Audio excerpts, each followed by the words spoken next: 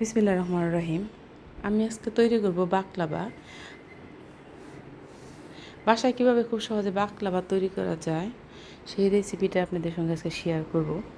Baklava কিন্তু Arabian একটা dessert.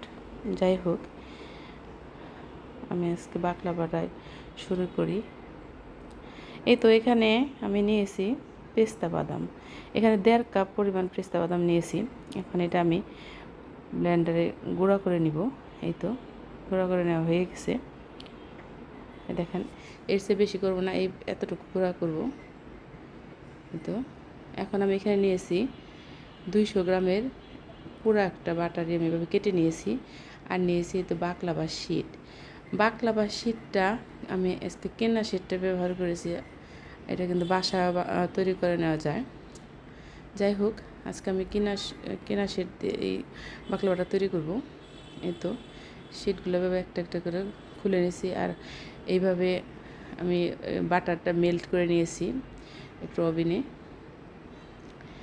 যাই হোক, এতে আমি বাকলাভা শিটগুলো এখন বিছিয়ে দেব।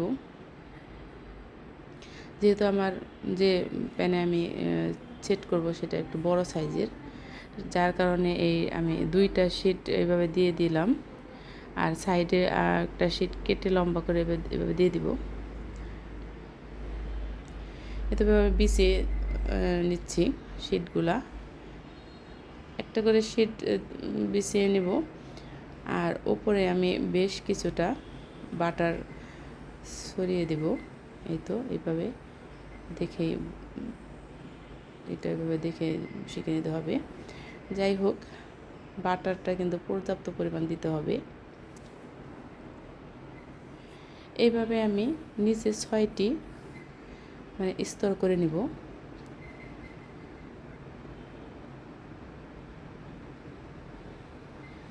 প্রত্যেকটা স্তরেই কিন্তু আমি পর্যাপ্ত পরিমাণ বাটার দিয়ে দেবো, গলানো মেল্ট করা বাটার। এই তো 6টা যখন দেওয়া হয়ে গেছে, এখন আমি এখানে দিয়ে দেব সেই যে বাদামটা ক্র্যাশ করে রেখেছিলাম সেটাই দিয়ে দিলাম। বাদামটা দিয়ে উপরে আমি আরও 6টি লেয়ার করে নিব।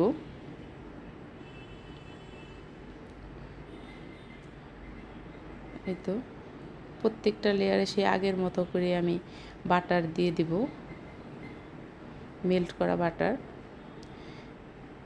এভাবে আমি টোটাল এখানে 12টা লেয়ার করেছি।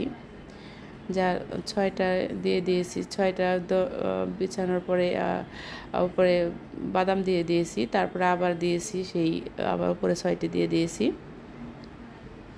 এই তো আমার ভাতিজি আমাকে হেল্প করতেছে।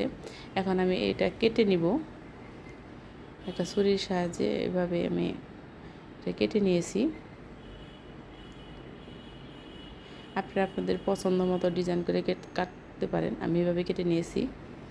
এখন উপরে আরও বাটার দিয়ে দিব। এই তো বেশি করে বাটার দিয়ে দিতে হবে। তো মেল্ট করা বাটার আমি দিয়ে দিলাম।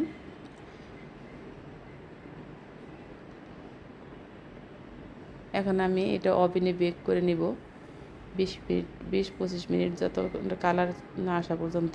যাই হোক, এখানে আমি একটা চিনির শিরা তৈরি করব। এখানে দিয়ে দিলাম আমি 1.5 কাপ চিনি আর 1.25 কাপ পরিমাণ পানি আর 3-4টা এলাচ দিয়ে দিয়েছি। এই তো এক তারের একটা শিরা তৈরি করে নিব।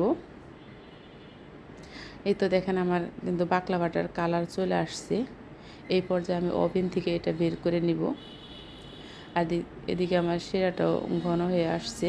আমি এখন উপরে এই শিরাটা দিয়ে দিব। তার আগে কিন্তু আমি চুলাটা অফ করে দিয়ে একটু 1 স্লাইস লেবু এভাবে আমি দিয়ে দিলাম, যাতে এটা চিনির শিরাটা শক্ত না হয়ে যায়। যাই হোক, এই তো আমি কিন্তু চিনি শিরাটা দিয়ে দিয়েছি। আর একটু কিছুটা পরিমাণ সেই পেস্তা বাদাম রেখে দিয়েছিলাম ক্র্যাশ করা, সেটাতে একটু ডেকোরেশন করে নিলাম। এটা কিন্তু খেতে অসাধারণ স্বাদ হয়েছিল।